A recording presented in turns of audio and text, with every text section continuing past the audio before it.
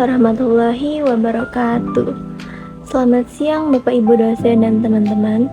Perkenalkan, nama saya Adila Dwi Handayani dengan NPM 264111054. Pada kesempatan kali ini, saya akan mempresentasikan materi matematika bisnis yang berjudul fungsi konsumsi dan tabungan. Semoga penjelasan yang saya sampaikan dapat dipahami dengan baik. Pertama-tama, saya akan membahas mengenai fungsi konsumsi. Apa sih fungsi konsumsi itu, teman-teman? Fungsi konsumsi adalah hubungan antara tingkat pendapatan seseorang dengan jumlah uang yang digunakan untuk memenuhi kebutuhan atau konsumsi. Artinya, ketika pendapatan seseorang meningkat, biasanya pengeluaran untuk konsumsi juga akan meningkat.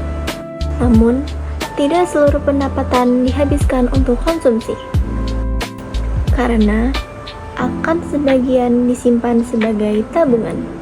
Contohnya, ketika seseorang menerima gaji atau uang saku, sebagian digunakan untuk membeli makanan, membayar transportasi, atau kebutuhan lainnya. Dan selanjutnya yang ketiga, ada pengertian fungsi tabungan. Fungsi tabungan merupakan hubungan antara pendapatan dengan jumlah uang yang disisihkan sebagai tabungan. Tabungan berasal dari sisa pendapatan setelah dikurangi konsumsi. Rumusnya adalah S sama dengan Y dikurang C, di mana S adalah tabungan, Y adalah pendapatan, dan C adalah konsumsi. Jadi, semakin sedikit pengeluaran untuk konsumsi, maka semakin besar jumlah tabungan yang dimiliki. Nah, yang selanjutnya ada rumus fungsi konsumsi nih teman-teman. Apa sih rumus fungsinya itu? Rumus fungsinya adalah C sama dengan A plus B Y, di mana C adalah konsumsi, A adalah konsumsi otonom, yaitu konsumsi yang tetap dilakukan meskipun belum memiliki pendapatan, B adalah marginal propensity to consume atau kecenderungan tambahan konsumsi, dan Y adalah pendapatan. Rumus ini menunjukkan bahwa ketika pendapatan meningkat, maka konsumsi juga cenderung meningkat. Yang kelima, ada hubungan konsumsi dan tabungan. Hubungan antara konsumsi dan tabungan dapat dituliskan dengan rumus Y sama dengan C plus S. Artinya, seluruh pendapatan yang diperoleh akan digunakan untuk konsumsi dan tabungan. Sebagai contoh nih, jika seseorang memperoleh pendapatan sebesar 2 juta, kemudian menggunakan 1.600.000 untuk kebutuhan sehari-hari, maka sisanya sebesar 400 menjadi tabungan. A few moments later. Jadi, semakin besar konsumsi tabungan akan semakin kecil. Sebaliknya, jika konsumsi berkurang, tabungan akan bertambah. Dan yang keenam nih, ada contoh dalam kehidupan sehari-hari. Contohnya yaitu, penerapan fungsi konsumsi dan tabungan dapat kita lihat dalam kehidupan sehari-hari.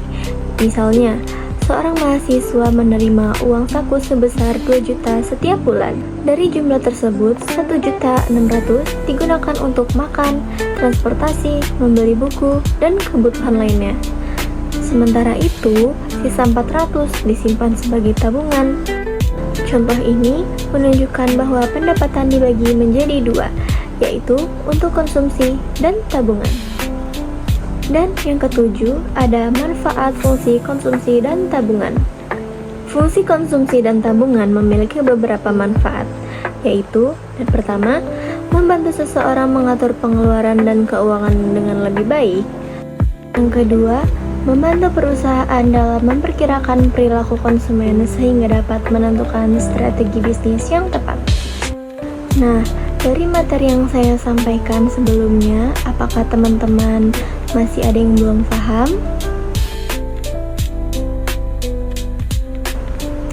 Kalau teman-teman belum paham, silakan tulis di kolom komentar ya.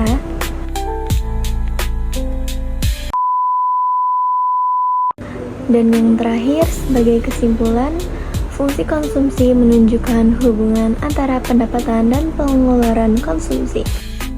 Sedangkan fungsi tabungan menunjukkan hubungan antara pendapatan dan jumlah tabungan. Keduanya saling berkaitan karena setiap pendapatan akan dialokasikan untuk konsumsi dan tabungan. Demikian presentasi yang dapat saya sampaikan. Terima kasih atas perhatiannya Bapak, Ibu dosen dan teman-teman. Bila ada salah, saya mohon maaf.